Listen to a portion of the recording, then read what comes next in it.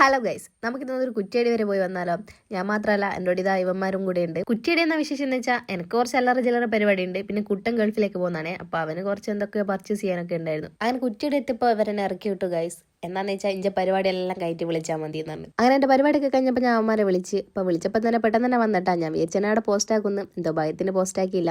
അങ്ങനെ ഞങ്ങൾ വണ്ടി കയറി ഞങ്ങൾ നേരെ പോയത് നീലേച്ച് ഒന്നുമില്ല. കാരണം എന്താണ്, ഫുഡ് പുറത്തിറങ്ങിയാൽ മെയിൻ ഐറ്റമുള്ള ഫുഡാണല്ലോ. ഫുഡ് കഴിക്കാതെ നമ്മൾ വീട്ടിലേക്ക് പോകില്ല. അഭി പറഞ്ഞു നമുക്ക് നീലേച്ചൊന്ന് ഷോപ്പിൽ പോവാം, അവിടെ നിന്ന് കഴിക്കാം ഫുഡ് എന്നാണ്. അങ്ങനെ അയാൾ ഇവിടെ വന്ന് ഫസ്റ്റ് കഴിച്ചത് മീൻകായാണ്. മീൻകായ അടിപൊളി ടേസ്റ്റ് ആയിരുന്നു കേട്ടോ. അവനക്ക് നല്ലപോലെ ഇഷ്ടപ്പെട്ടു. പൊതുവേ ഞാൻ മീൻകായ കഴിക്കാറില്ല, പക്ഷേ ഇതെനിക്ക് എന്തോ ഇഷ്ടമായി. പിന്നെ മജ്ബൂസ് കഴിച്ചു. മജ്ബൂസ് നല്ല ടേസ്റ്റ് ആയിരുന്നു. ചെറിയൊരു വിഷമം എന്താണെന്ന് വെച്ചാൽ ആകെ 2 പീസേ ഉള്ളൂ. അങ്ങനെ ഫുഡൊക്കെ കഴിച്ച് അവിടെ നിന്ന് ഇറങ്ങി ഞങ്ങൾ നേരെ പോയി സ്റ്റുഡിയോയിലേക്കാണ്. സ്റ്റുഡിയോ പിന്നെ ഒന്നും കിട്ടിയില്ല. അങ്ങനെ പിന്നെ സൂര്യ പോയി തന്നെ ഡ്രസ്സ് എടുത്ത് ഞങ്ങൾ നേരെ പാലത്തമ്മിലേക്ക് പോയിട്ടാ.